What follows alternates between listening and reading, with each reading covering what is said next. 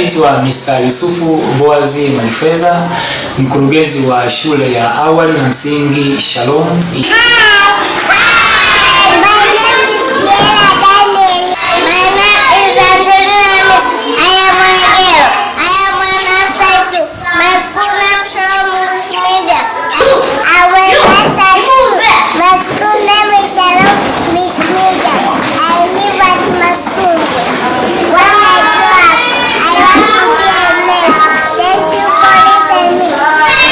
Shule yetu inaanzia chekechea mpaka darasa la 7 na tunafanya vizuri katika mitihani. Watoto wote wanapata wastani wa A, lakini sisi katika shule ya Shalom hatuangalii wastani wa A tu. Tunaangalia pia kile ambacho mtoto akipate ambacho kitamsaidia. Kwa mfano, sisi tunamfundisha mtoto awe na uwezo wa kujitegemea, ajipambanue mwenyewe, au na uwezo mzuri darasani.